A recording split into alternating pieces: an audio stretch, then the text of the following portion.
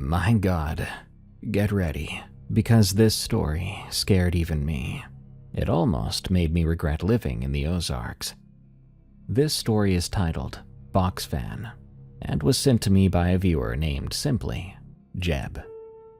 In it, he recalls a series of bizarre childhood rules and events at his grandparents' mountain home in the Ozarks, which ultimately led to the most traumatic moment in his life, the moment he realized monsters are real. This is the Unexplained Encounters podcast.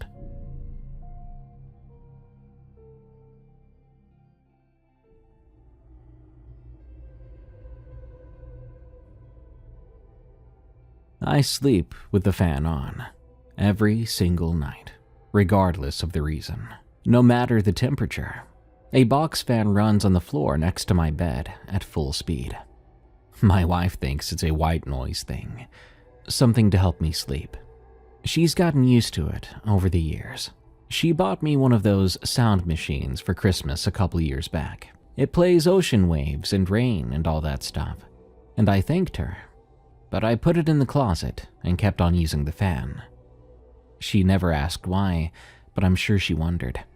I think she could tell by my face that I didn't want to explain. I'm 34 years old. I've slept with a box fan on since I was 11, and I'll probably sleep with one on until the day I die. This is not a comfort thing. At least, not in the way you expect. I've never told anyone the full version of what I'm about to write down. Not even my wife. I've explained parts, yeah, like during a particularly bad night terror that had me standing in the hallway at 3 a.m. with my hands against the wall, like I was bracing for something to hit the house, and my wife found me there, asking what I'd been dreaming about. I didn't remember, I said, but that was a lie. Not too long ago, my grandfather passed away. He was 91 years old, lived a full life, and had been in a wheelchair for the last 12 years. A stroke had taken most of his left side. At the funeral, I was standing by the coffee and those little crustless sandwiches that only exist at church receptions when my cousin Parker walked up, and without any preamble or greeting, he leaned in and said, "You remember that night?" It wasn't a question, and I didn't treat it like one. I simply nodded, and we stood still for a while, until his wife called him over to deal with one of his kids, and that was it. We haven't talked about it since, but I'd be lying if I said it didn't shake something loose. So here it is. My grandfather owned 130 acres in the Ozarks, most of it backed up to Mark Twain National Forest land, in a part of southern Missouri where the nearest grocery store was a 40-minute drive and the nearest hospital was further than that. He had retired from the Missouri Pacific Railroad before I was born, and he spent his days doing whatever he wanted on that land, which mostly meant tinkering with small engines and sitting on his porch, growing tomatoes that he'd give away to anyone who stopped by. He was no farmer, though people sometimes assumed he was. He just had land, and he liked having it, and he kept it the way some men keep their guns, maintained and ready, though ready for what was never entirely clear to me as a child. The house was old, but solid. He and my grandmother had built it in 1961 with money he'd saved from the railroad, and it looked like what it was.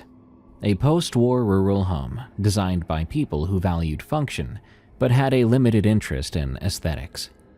Single-story, partial basement, wood-paneled walls inside that had darkened over the decades to the color of strong tea. It smelled of coffee grounds and something chemically that I eventually identified as mothballs, which were stuffed into the closets. The porch wrapped around two sides and had a concrete floor that was always gritty underfoot. There were two rocking chairs out there that had worn smooth grooves into the concrete from decades of use. The property itself was mostly open yard around the house, maybe 2 acres of mowed grass, then the tree line on 3 sides. The fourth side was the gravel driveway, a 1/4 mile of loose rock that popped under tires, and announced every arrival long before you could see the vehicle. Beyond the driveway was just more trees. A barn set about 200 yards from the house, listing to the south. It had stayed like that for as long as I'd been alive, as though it had decided 30 years ago how far it was willing to lean and had just committed to it. There was a creek that cut through the back portion of the property, where the woods thickened up, and in the summer it ran shallow enough to wade in, and deep enough in a few spots to sit down in up to your chest. Every summer, my parents sent me and my cousins out there for 2 or 3 weeks. Parker was 2 years older than me, fearless in a stupid way, and I say that with the most love possible. Leia was my age, quiet, and loved reading books more than anything. Sometimes baby Derek would come too. He was Aunt Diane's youngest, maybe 4 or 5 years old during the years I'm talking about, but he was mostly just a background presence, trailing after the rest of us and crying when he couldn't keep up. During the day, that property was the best place on earth. I genuinely believed that. We had the run of the entire 100+ acres, and we used every inch of it. I remember catching crawdads in the creek with our bare hands, racing them on the flat rocks. We explored that barn hundreds of times, which was full of old equipment and barn swallows, and rusty junk that felt like pirate treasure to a 9-year-old. Grandpa even had an old 3-wheeler ATV. Yeah, if you didn't know, you could get a 3-wheeler back then. They were a bit more common than what you might see today, because they were soon considered way too dangerous. But back then he would let Parker drive it around the property while the rest of us clung to the back like it was a mechanical bull. Grandma kept a drawer in the kitchen full of candy too. Off-brand candy though, mostly. Most of it being butterscotch discs and peppermints. But occasionally, if you're lucky, there would be Snickers in there, hidden away specifically for the kids. Those really were the good days. I want to be clear about that. Those days were genuinely wonderful. It was the nights that were different. I've spent a long time trying to articulate exactly how the shift happened each evening, and the best I can describe it is that my grandfather had an internal clock that the rest of us could not see or hear, and around 5 or 6 o'clock every day, it would go off, and he would become a different person. Now hold on there, he didn't get mean, he didn't yell or become harsh. He just sort of went somewhere else inside himself. You could see it in the way he moved. He would straighten up from whatever he was doing, and his eyes would go to the sky like he was reading something written up there in a language meant just for him. His jaw would start to clench repeatedly, and then he would herd all the kids inside. The rule was that we had to be in the house before the first star appeared in the sky. Not before sunset, which would have been reasonable, but before the first star.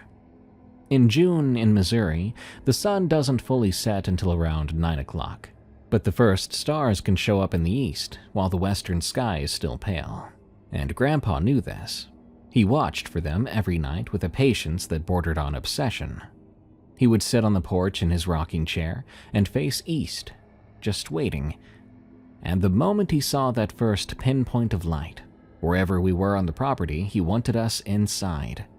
If we were down at the creek, he'd ring the iron bell mounted on the porch post. A real cast iron bell, too, the kind you would see at old schoolhouses, and you could hear it across the entire property. That sound meant now. It did not mean start heading back. It didn't mean get an attitude or argue. It meant get your butt inside. Once inside, the house changed too. Grandpa would go room to room pulling down the blinds, and these were not typical blinds. Every window in that house had thick, opaque roller shades, the heavy kind that you might find in a dark room or a hospital room where a patient needed total darkness. They were mounted inside the window frames, and when you pulled them down, they sealed the glass almost completely.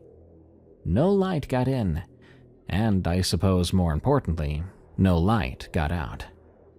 He pulled every single one of them down every single night, without exception, and we were not allowed to raise them or peek behind them until morning. He never explained why. It was simply the rule, and in that house, his rules had the weight of physics. You didn't question gravity. and you didn't question Grandpa. The doors were another thing. He had a deadbolt on every exterior door, which, for a rural house in the middle of nowhere, was already unusual.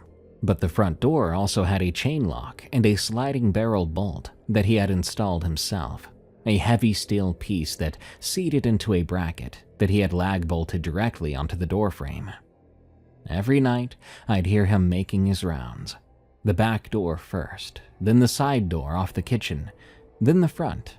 Click, click, thunk, slide. The same order every time.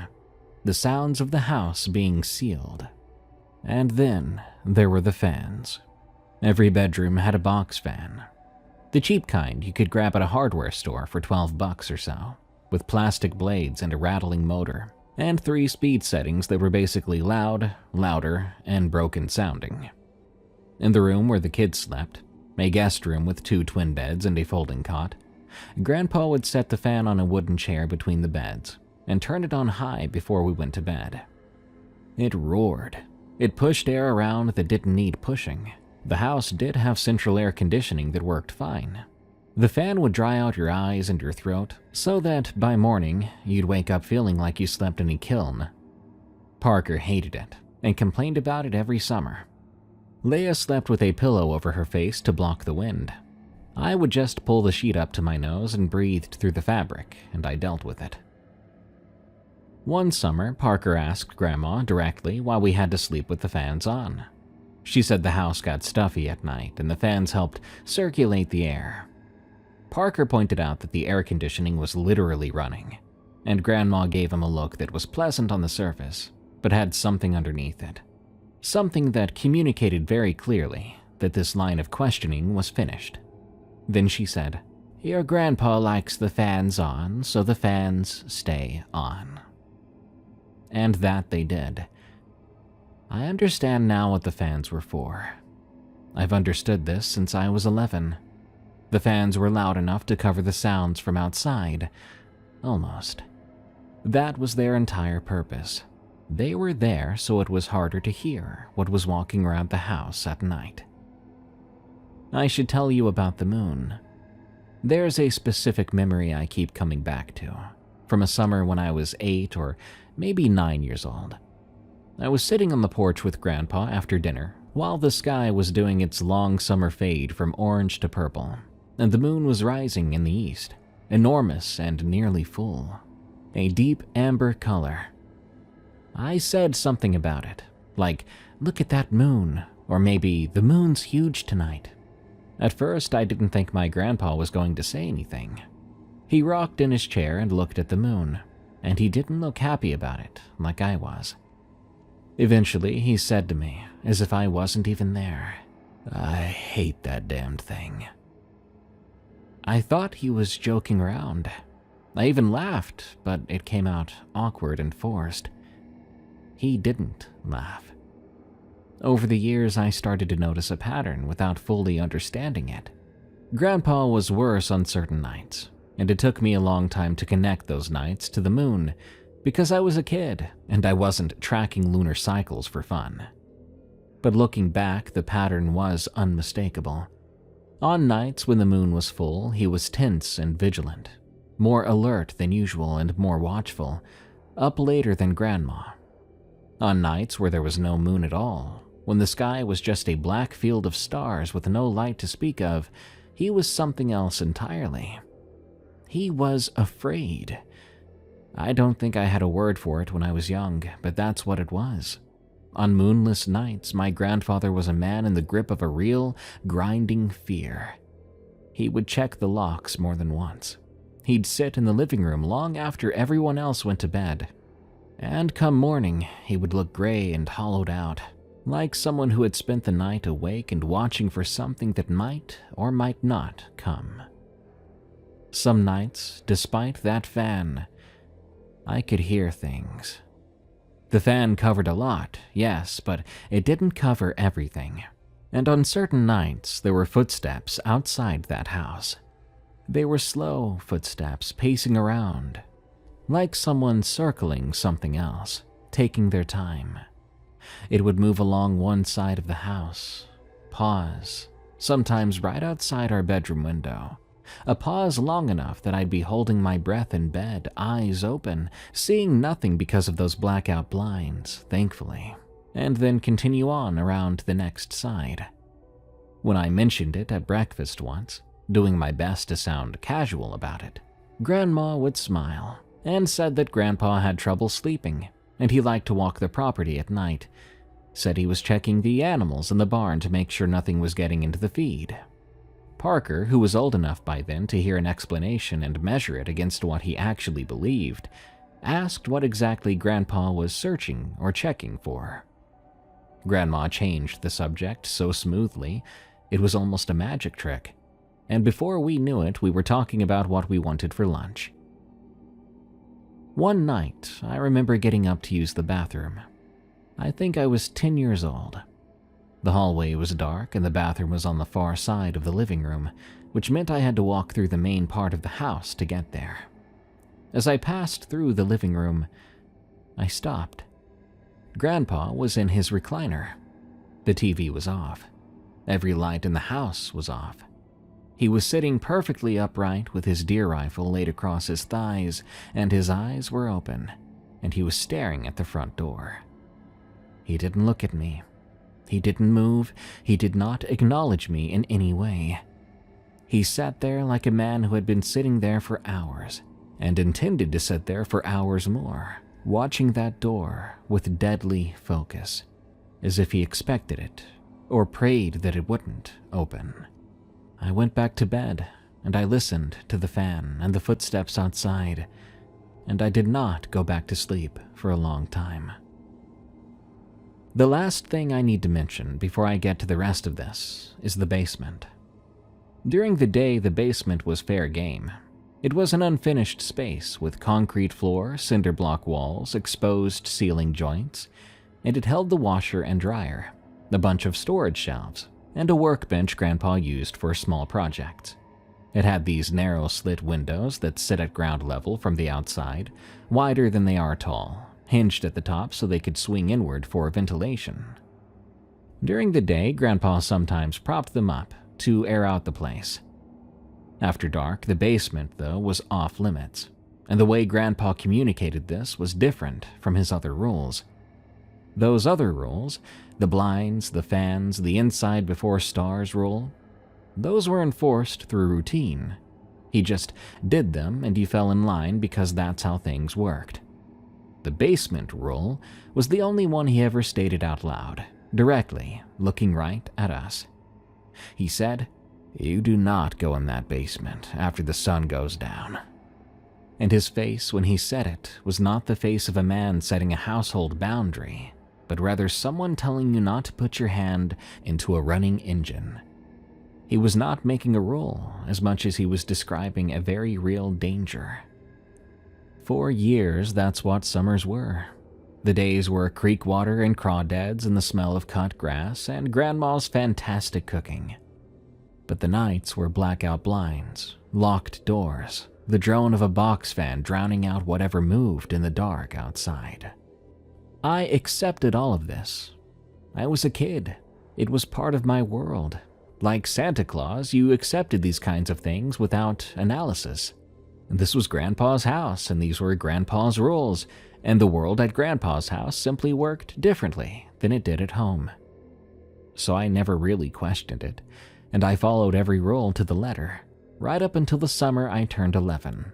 That was the summer Grandpa had his stroke, when the rules came apart, and I finally truly learned what all of it had been for.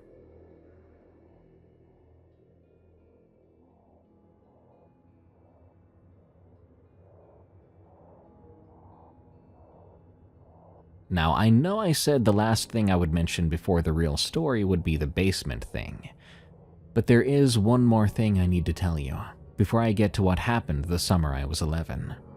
This is the story my grandfather told me on the porch. I was around 9 or 10. It was a full moon night. I remember that because the moon was the reason I was outside at all. I couldn't sleep despite the fan, or maybe because of it. My throat felt like sandpaper and I needed some water. When I padded out to the kitchen to get some, I could see through the gap at the bottom of the living room blinds. The porch was lit up silver white, bright enough to read by, and the front door was open to the screen.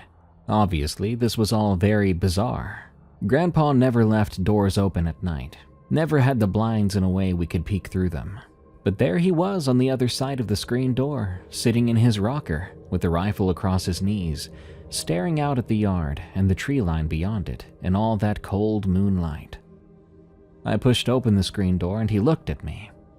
I expected him to tell me to go back to bed right away, but he didn't do that. He looked very tired. In fact, I'd never seen him so tired. And I want to say it wasn't like a sleepy kind of tired either. The man looked absolutely worn through, a tiredness that went beyond muscles. He studied me for a second, then he tipped his head toward the other rocking chair. I sat down in it with my feet dangling, because I was too short to reach the concrete. We sat there for a while without talking. The moon was so bright it threw hard shadows across the yard, and the tree line at the edge of the mowed grass looked like a wall someone had built out of pure blackness, but then backlit it from the inside with pale gray where the moonlight caught the upper canopy. It was beautiful enough to take your breath away. Every few seconds a bat would cut through the light above the yard, there and gone so quick it was like a glitch in your vision. Then Grandpa began to talk. He didn't look at me when he did, and he didn't raise his voice above a low murmur. It really looked like he was talking to himself rather than to me. He told me a story, and I'm going to relay it here the way I can remember it, which means it might have gaps or rough edges, because I was a child then when I heard it, and he was not a man who knew how to tell a story in any organized fashion. He was blunt and sparse, with a lot left out that he either assumed you'd fill in or preferred you didn't. So here goes. When my grandfather was young, 20 or 21, he said, something had started getting into the livestock on the properties around his family's land. His father, my great-grandfather, raised cattle, and a few of the neighboring families had cattle or hogs or both. Over the span of maybe a month, animals started to turn up dead in the fields and pens, and from the way Grandpa described it, dead was putting it generously. He said the animals were taken apart. He used that phrase specifically. Taken apart. Like a mechanic taking apart an engine. Pieces here, pieces there. Organs separated from the body and moved to places they shouldn't be. He said one of the neighbor's heifers was found with its rib cage opened up and emptied out, with the contents arranged in the grass beside it, in what he called a kind of order, though he wouldn't say what that meant, and I wasn't asking. I remember thinking, how is he telling a kid my age all of this? But he kept going. The initial assumption was dogs. Feral dogs were a real problem in that part of the Ozarks. Packs of them could form up out of strays and dumped pets. They could bring down a calf if they were hungry and numerous enough. But the men who looked at the remains said it wasn't dogs, and it wasn't coyotes either. Because dogs and coyotes are messy, frantic killers that tear into whatever they can reach and leave a scattered wreck. Whatever was doing this, it was doing it with a kind of deliberateness, and that did not match any predator that they knew of. Grandpa said his father came back from examining one of the kills and sat at the kitchen table, completely silent. When Grandpa's mother asked him what was wrong, he simply said, "Something's pulling them apart with its hands." Now, nobody called the game warden or the sheriff. This was the rural Ozarks in the early 1950s. These men solved their own problems. My great-grandfather organized a hunt. He put the word out to the surrounding families. Grandpa's Uncle Earl, 2 men from the next property over whose names I have long forgotten, or maybe I never knew, and a cousin of some kind, who I think was only there mostly because he owned dogs that had been used for tracking boar. In total, there were 5, maybe 6 men, including my grandfather, who was the youngest at the time, and was allowed to come because he owned a rifle too, and knew how to use it, and because his father was not the kind of man you argued with successfully. They went out on a night when the livestock killings had been at their worst. Grandpa said they waited for the moon to be up so they'd have light. They brought rifles and lanterns and the tracking dogs, 2 of them, big bony hounds with scarred up ears, and they went into the trees behind my great-grandfather's property at around 10 o'clock at night. Grandpa told me about this part of the hunt in pieces, and some of what he said I've had to reconstruct from what I remember and what makes sense in context.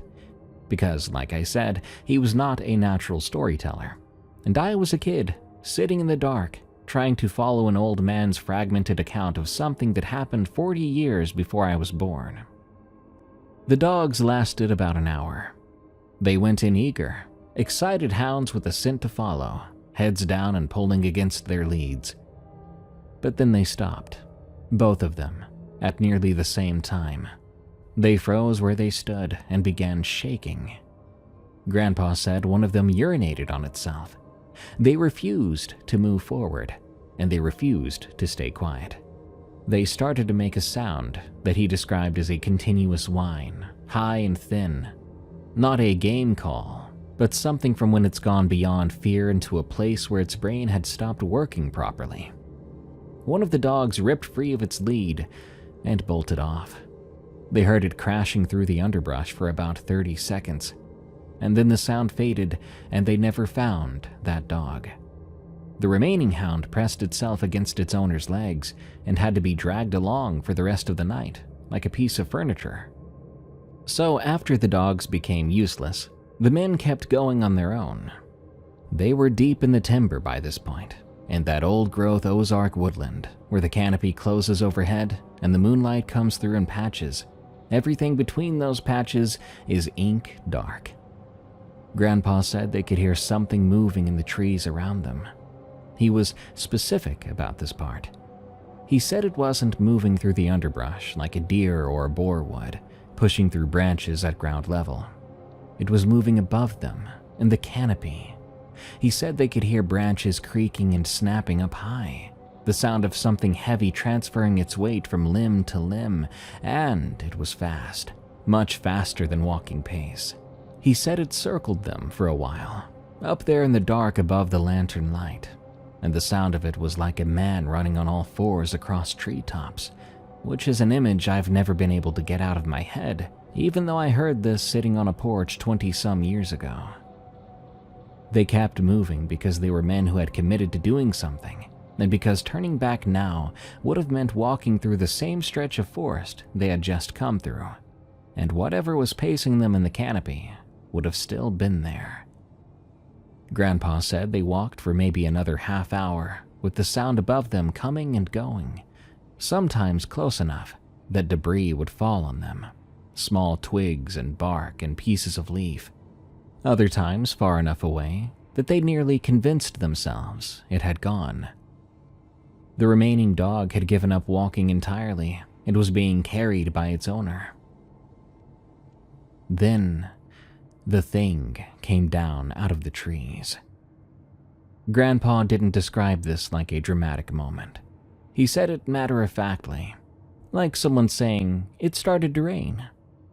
The crashing above them stopped, and there was a heavy sound about 40 yards ahead of them, like something landing on the ground from a great height. Then, silence. It was Uncle Earl who saw it first. Earl was at the front of the group, a few paces ahead of the others, carrying a lantern in one hand and his rifle in the other. He stopped walking and said very low without turning around, "It's standing up." Grandpa raised his lantern. At the far edge of the light, about 30 yards out where the glow gave way to solid dark, he could see a shape between 2 trees. He said it was tall, taller than any of them, and Earl was over 6 feet. It was standing on 2 legs and it was perfectly still. The lantern light was too weak at that distance to give him anything more than an outline, but he said the outline was enough. He said it looked like someone had taken the general idea of a person and built it after stretching the measurements. He said the head sat forward on the neck, reminding him more of a vulture, with a long-looking snout or perhaps a nose, and its shoulders were enormous, far too wide for the head they supported. The arms hung past where arms should stop. Then it dropped forward onto all fours, and it was gone. The sound of its movement exploded back into the canopy above them, crashing through the branches heading north, fast and getting farther away. The men stood there in a circle of lantern light with their rifles up, and nobody said anything for what Grandpa estimated was about 2 full minutes. They should have gone home. They all knew that. But they didn't, because Uncle Earl said the thing was heading toward the Dawson property, where cattle had been killed the week prior. And because these were Ozark men in the 1950s, and going home would have been something they'd have to live with for a long time, they followed.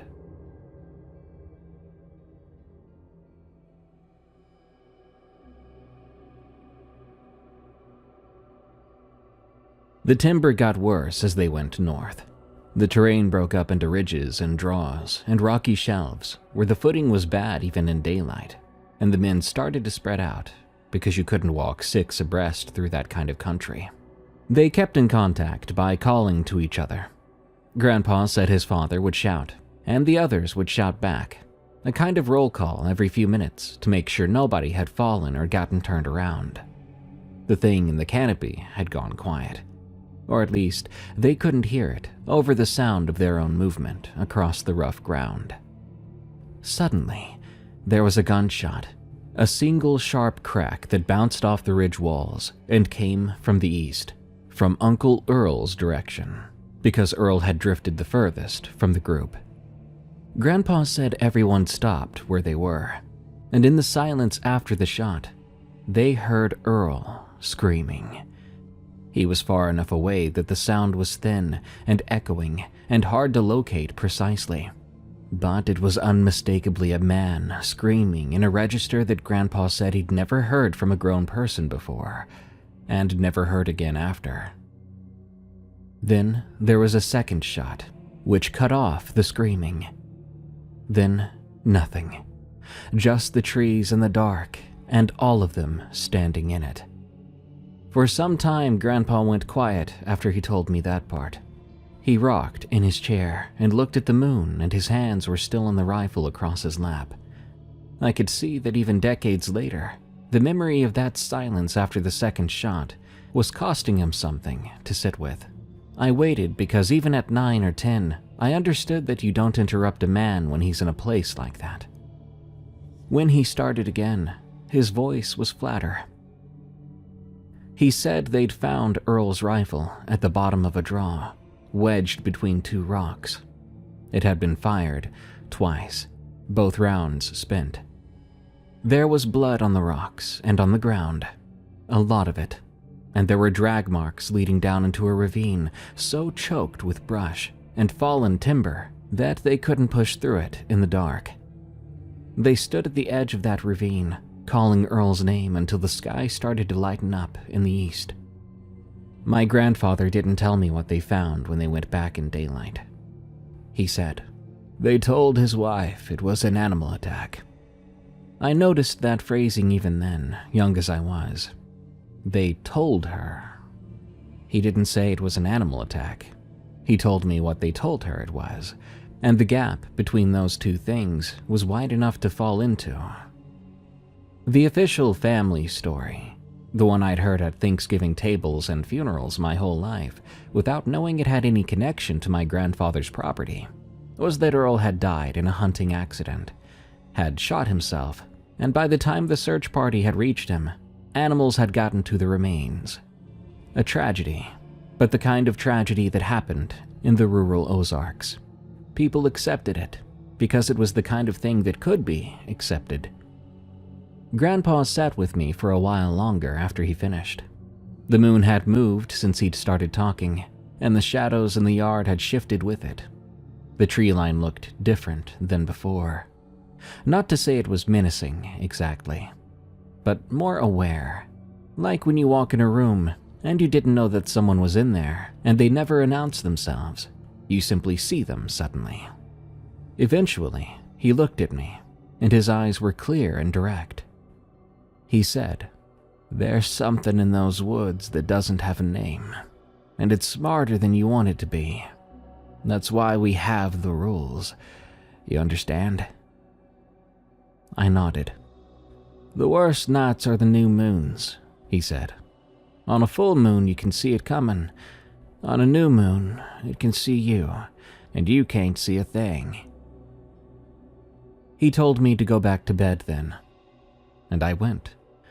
I pulled the sheet up to my nose, and I listened to the box fan roar. But I did not go back to sleep that night.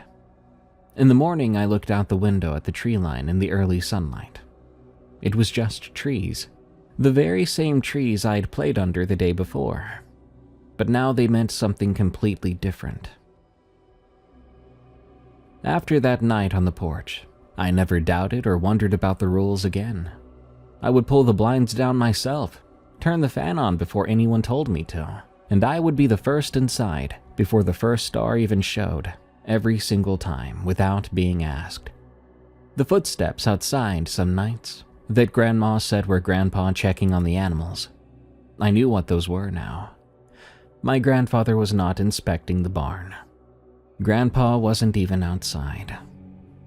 Something in those woods had taken my grandfather's uncle apart in a ravine 40 years ago, and it was still here. I understood the rules. I followed the rules. And those rules kept us safe every summer of my childhood, until the summer my grandfather collapsed in his kitchen with a mug of coffee shattering on the linoleum and the left side of his body going slack. Suddenly, the only person who truly knew what the rules were for was unconscious and driven to a hospital.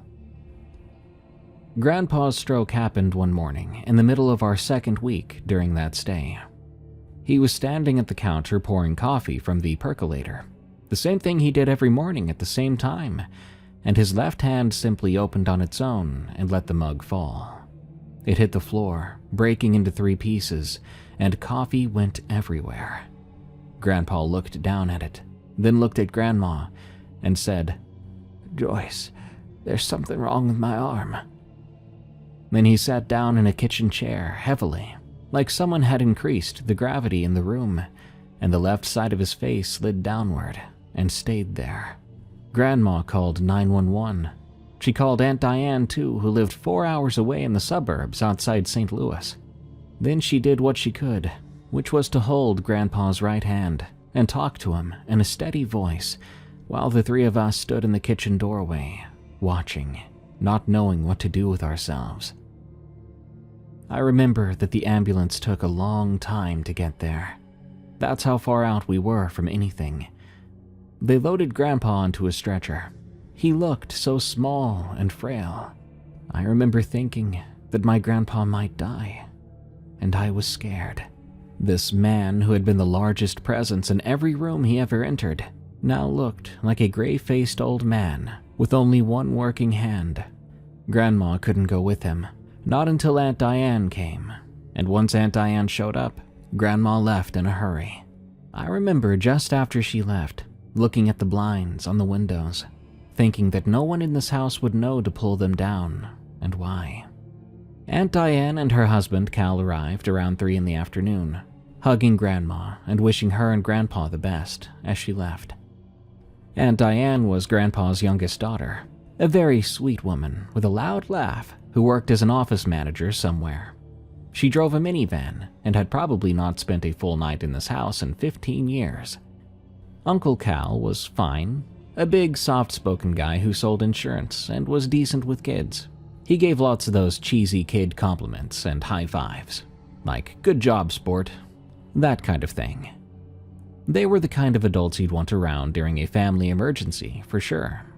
Warm and capable. Aunt Diane spent most of the evening on the phone with the hospital and with other relatives, leading a sort of crisis management with the family.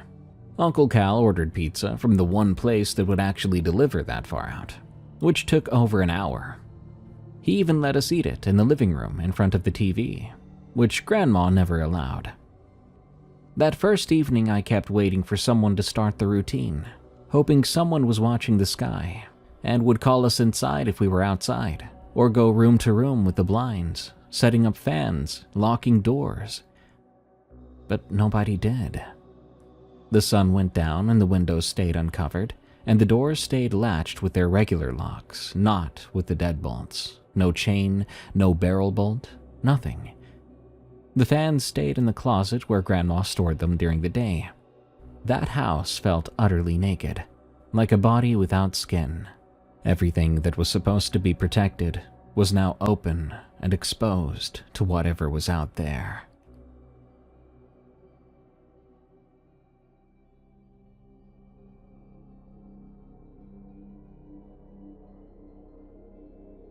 I almost said something.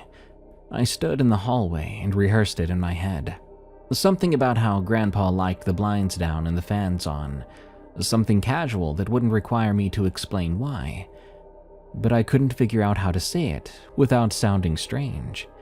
I was 11 years old, but the weight of adult attention during a crisis was paralyzing, so I didn't say anything. I went to bed in the guest room with Parker and Leia. The window was uncovered, and the fan was off. I lay there in the most awkward silence, so enormous and wrong, I could hear my own heartbeat. I slept eventually. The following day was almost normal. Uncle Cal took us outside. We rode the three-wheeler and threw rocks in the creek, and Aunt Diane drove to the hospital, coming back in the late afternoon with a cautiously optimistic report. Grandpa was stable, responsive, but they were keeping him for observation and tests. There was also talk of moving him to a larger facility in Springfield. She looked exhausted. Uncle Cal made spaghetti for dinner. It was watery and undersalted, but we all ate it. Nobody had the energy to care about food quality at the time. That evening, Parker pulled me and Leia aside in the hallway. I could tell he was being very sneaky about something. "They don't care what we do," he said, meaning Aunt Diane and Uncle Cal, who were back on the phone in the master bedroom with the door mostly shut. "We should stay outside tonight, after dark. We're never going to get that chance again." Leia looked at me. I could tell she wanted me to say no so she wouldn't have to. And I nearly did. But Parker was 13 and I was 11. At that age, that's a big gap. And some part of me, the side that was tired of being so afraid every summer, tired of the fans and the blinds and the locked down feeling of Grandpa's nighttime house, that side wanted to know what the property was like after dark. I'd spent years sealed inside while the world outside continued without me, and I wanted to see it. So I said okay, and Leia said okay because I had, and Parker grinned. We went out the back door at around 8:30, with the sky still holding on to the last orange glow in the west, but the east had already gone to deep blue. The very first thing that struck me was how different the property sounded at night. The creek, which was a pleasant background murmur during the day, was loud, more present, so to speak, in the dark, even aggressive sounding. The bugs were deafening, a whole wall of sound from every direction, cicadas and crickets and tree frogs layering over each other in a pulsing roar that seemed to breathe. And underneath all that was the woods.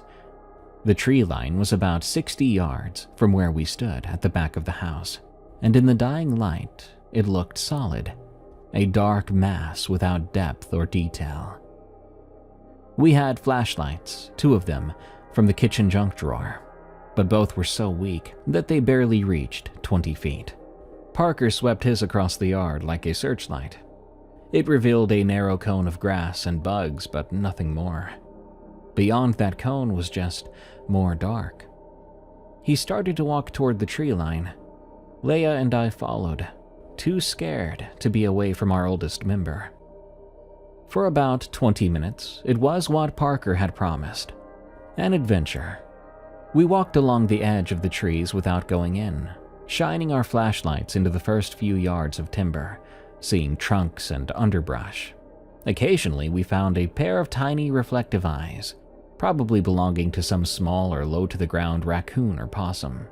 Parker kept up a running commentary during this, about how this wasn't even scary, and that Grandpa's rules were just an old man being paranoid. I let him say those things because I simply didn't know what to say, and I liked the lack of silence. Suddenly, Leia stopped. She was slightly behind me and to my left. When I turned around, she was standing very still with her flashlight pointed at the tree line, about 40 yards south of where we were. Her flashlight was weak, and it barely reached the trees at that distance. But at the very edge of its throw, where the light gave up and the dark took over again, there was a shape between two trunks that I could not make sense of. It was taller than any of us by a significant margin. It was also narrow, standing on two legs, but it was completely motionless. The flashlight was much too dim to give any texture or color, so it remained a silhouette, a vertical interruption in the pattern of the trees behind it, and it was facing us. "Something standing there," Leia said. Her voice was perfectly calm. Parker swung his flashlight toward it. For half a second, both beams hit roughly the same area, and in that combined light, I saw, or I thought I saw, the shape shift, a sudden movement, quickly, like something rearranging its posture. Leia's light flickered then. These were cheap, battery-powered flashlights. In that half-second of reduced light, the shape was gone. Just trees. Just ordinary dark between tree trunks. Parker said it was a deer. He said it with enough conviction that I knew he didn't believe it. And I think Leia knew too, because she was already walking toward the house, and she was walking fast. We followed her, and how we kept from actually full-on running, I have no idea. Perhaps we were too scared to run, but we walked at a pace that was as close to running as you could get. And when we made it to the back door and went inside, shutting it behind us, Parker locked the knob lock and then stood there looking at the deadbolt above it. He looks at us, then half laughs, saying, "It'll be fine." So we left it unlocked, and we didn't say anything else about it. We stood in the kitchen, breathing harder than the walk justified, and Parker then said, "That was fun." But Leia and I stayed quiet. He then said, "We should sleep down in the basement tonight." I felt my stomach drop when he said it. The basement was the other role, the one Grandpa had spoken out loud with his eyes locked on mine, and hearing Parker propose breaking it felt like hearing someone suggest swimming in a river during a storm. But Parker was already talking about it like it was decided. He'd seen the old Nintendo down there, he said, when Aunt Diane had gone down to do laundry earlier. And there were games, and probably other stuff. And the basement was cool, and it would be like a fort. And he reiterated, when would we get another chance? I looked at Leia. She had her arms crossed over her chest, and she was staring at the floor. We were both wondering the same thing, I think. How much resistance was worth the cost of Parker's ridicule? She must have arrived at the same answer I did, because she shrugged one shoulder and said, "Whatever." And Parker took that as unanimous consent and started gathering supplies. We brought sleeping bags and pillows from the guest room. Parker grabbed a bag of chips and 3 cans of Coke from the fridge. Leia brought a book, which was optimistic. We trooped down the wooden stairs into the basement, and Parker pulled the chain on the single bare bulb at the bottom. The room came to life in harsh yellowish light. Everything else was concrete and shadow. Honestly, for a few hours though, it was great. Parker found the NES under the workbench, still connected to a small TV that must have been old when Reagan was president, and after 20 minutes of blowing into cartridges and fiddling with the AV cables, he got it to work. We played Excitebike, then Duck Hunt without the light gun, just using the controller, which didn't work perfectly, but we didn't mind. Leia found a stack of board games on a shelf, Sorry and Clue and something called Aggravation that none of us had ever heard of. We played Clue on the concrete floor with the chips and soda spread around us, like we were having a picnic, Parker discovered a cabinet near the water heater that contained, among other things, a collection of candy so old that some of it was in packaging I didn't recognize. We tried a few pieces. They tasted like sweetened chalk. We ate them anyway, because adventure was the whole point. Really, it was the most fun I'd had at that house in years, maybe ever. We were loud and stupid and free, and Aunt Diane and Uncle Cal never came down to check on us. For those few hours, the basement was just a basement, and the rules we were used to, they were just the eccentricities of an old man who was currently in a hospital bed 40 minutes away with tubes in his arm. We fell asleep in stages. Leia went first. She had set up her sleeping bag near the base of the stairs and was out cold by midnight. Parker lasted a little longer on the sagging couch against the far wall, talking to me about a girl from his school, while his sentences got slower and more fragmented, until they stopped entirely, and his breathing evened out. I lay in my sleeping bag in the middle of the floor. I was between the two of them, looking up at the ceiling joists and the cobwebs, listening to the silence. No fan, just silence. I hadn't really thought about that part until that very moment. I'd been distracted by the games and the food and the novelty of it all. But lying there in the dark after Parker killed the light, the silence of that basement was absolute. No fan roar to fill the space, and no white noise to blur the edges of whatever sounds the night might be making. There was, though, the faint ticking of the water heater, and the even fainter hum of the electrical panel on the wall. But beyond that, nothing. I listened to my cousin's breathing. It was so dark and so quiet. It felt like I was deep, deep underwater. Eventually, and I don't know when, I fell asleep. But when I woke up, I was very cold. Genuinely cold.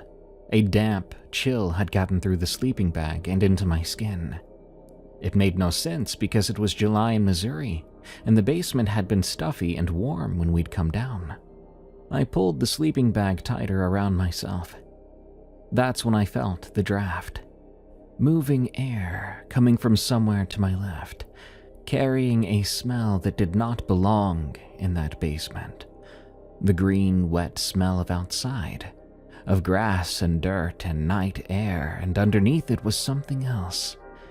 A warm and sour and biological smell. It reminded me of a dog's breath, but heavier and denser, more concentrated. One of the slit windows was open. I couldn't see it. The dark in that basement was the most complete dark I'd ever experienced, where open and closed eyes were the same thing. But I could feel the outside air coming through it. I could feel that the air was wrong, that it carried the heat and smell of something that was not the night. And every hair on my body stood up at once. I heard it before I could even make sense of it. Breathing.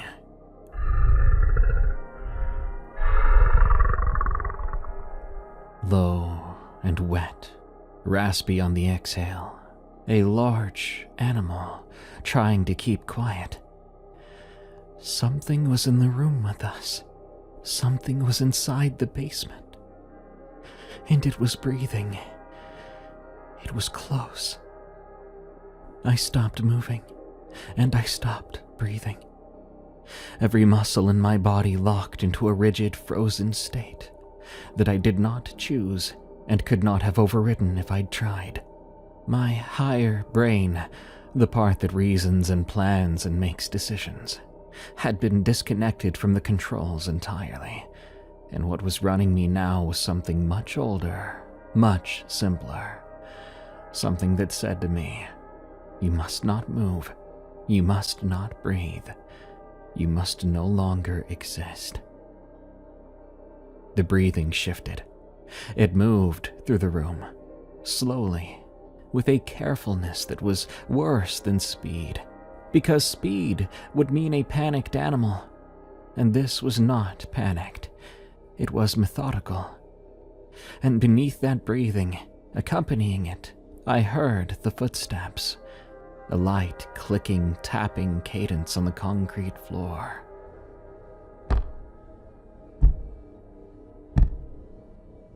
The sound of something with claws, walking on a hard surface. And the rhythm. It didn't match anything that walks on two legs, but it didn't quite match anything that walks on four. The sound of it moving across the concrete floor in the perfect dark was the most alien and dislocating thing I've ever heard.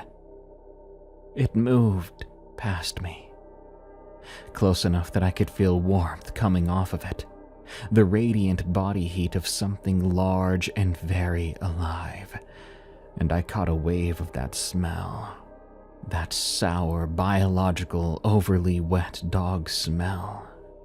But up close, it was sharper, and there was more underneath it, something that reminded me of blood. It passed within what had to be 2 or 3 feet of my sleeping bag, and I lay there with my eyes wide open in the dark, and I saw absolutely nothing. I felt it go by me, like a weather system. Then it stopped, near the couch where Parker had been sleeping. I heard the breathing change then, faster, shorter, with a sniffing quality, like it was sampling the air around him. Then it moved again, toward the stairs, toward Leia. It stopped. The breathing was maybe 4 feet from my head, 4 feet from Leia's sleeping bag at the base of the stairs. I could hear her slow, unconscious breathing, and the thing's breathing layered over it, and for a span of time that I cannot accurately estimate. Was it 5 seconds, 30, a full minute? Those were the only sounds in the world. Then the thing made a sound, a low and soft sound from deep in its chest, barely louder than the breathing. It wasn't a growl, and it wasn't a whine. It sat somewhere between the two, carrying an emotion I should not have been able to read, but I could. It was interested. Whatever was standing over my cousin in the dark was curious about her. Leia shifted in her sleeping bag, a small, unconscious movement, the kind of half-roll that sleeping people do, and she made a sound, a murmur, maybe a fragment of a dream, nothing coherent. But then her eyes opened. No, I couldn't see it. I knew because she spoke then. Her voice was muzzy and confused and half asleep, and I heard her say, "Is that a dog? Who let a—" The rest of her sentence was replaced by a sound that I will hear for the rest of my life.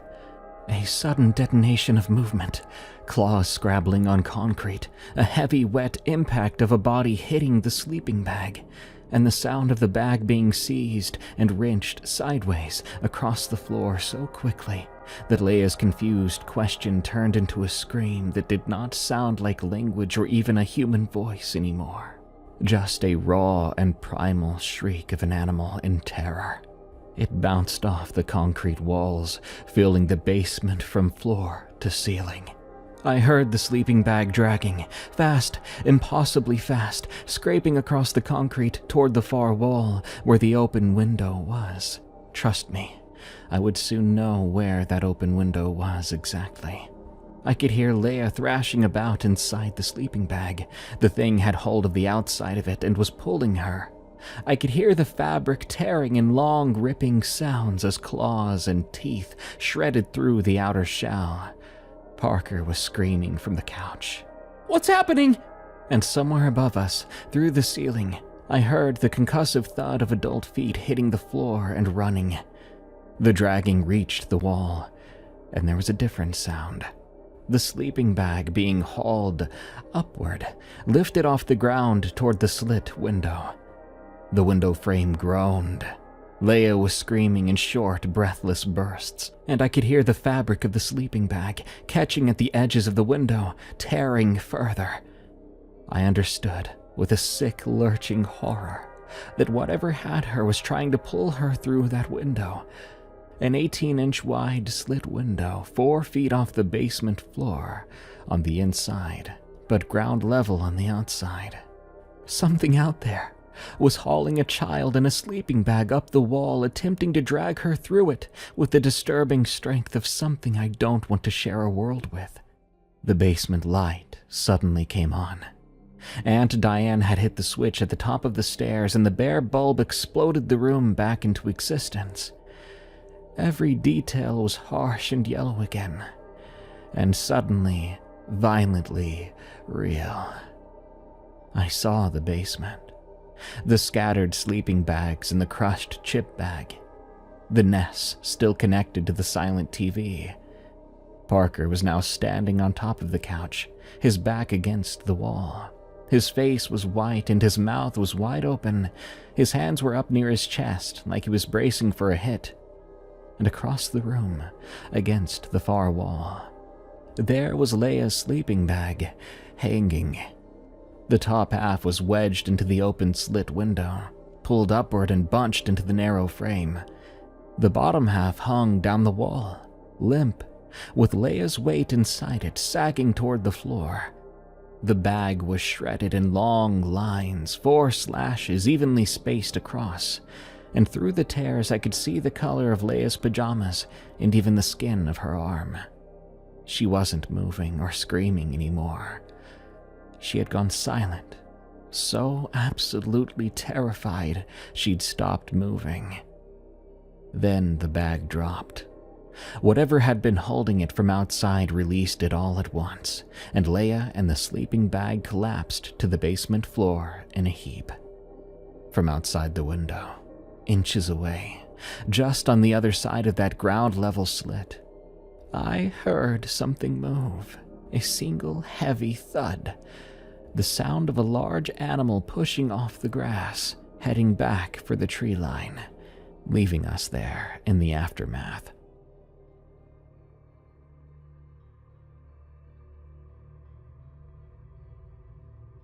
Uncle Cal came down the stairs 3 at a time, his face aghast. He grabbed Leia off the floor, sleeping bag and all, and carried her rapidly up the stairs. Aunt Diane was behind him, one hand on the wall, the other over her mouth, asking questions. Parker scrambled off the couch and ran for the stairs. I saw him glancing at the still open window several times as he did. I was the last one up. As I reached the bottom step, I too turned and looked back at that window. It was still open, swinging slightly inward on its hinge. Beyond it, through the narrow rectangle of the opening, I could see a strip of the yard due to the light that spilled out from the basement.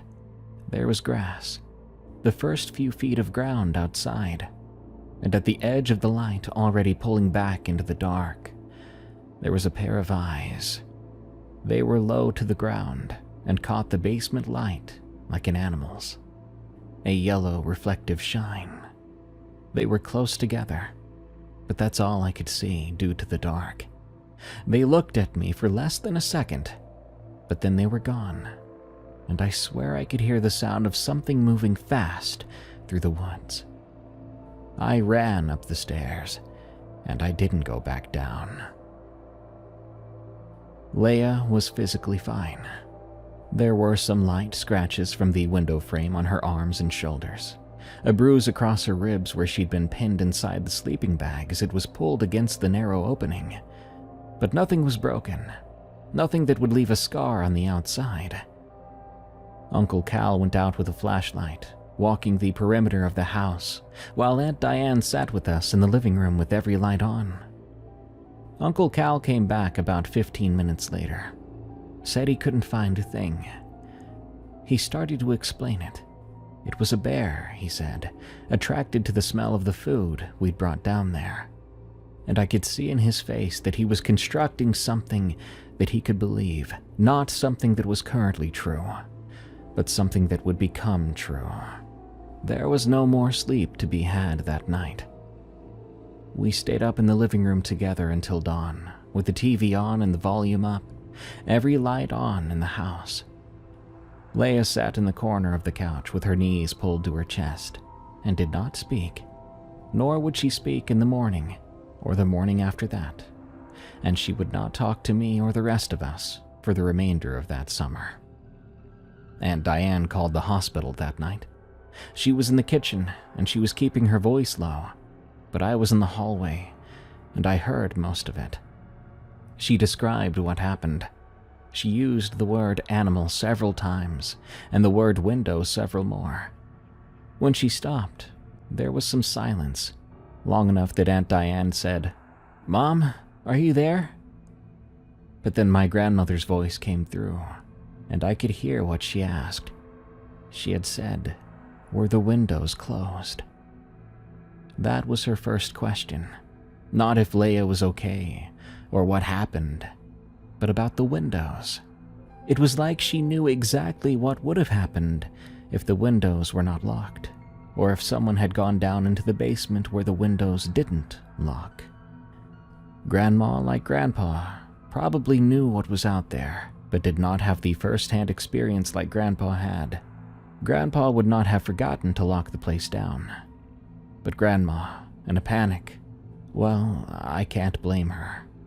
This was not her fault. I really can't say it was anyone's fault. We were driven home 2 days later. Our summer was over. I hope that makes you understand why the sound of a box fan brings me some sort of comfort, or security might be a better word, because my mind has subconsciously associated things with that event. It knows that before the attack, there was box fan noise when we slept, but on the night of the attack, there was none. So until the day I die, there will be a box fan running full blast in my room, because I do not want to hear what's lurking outside my window.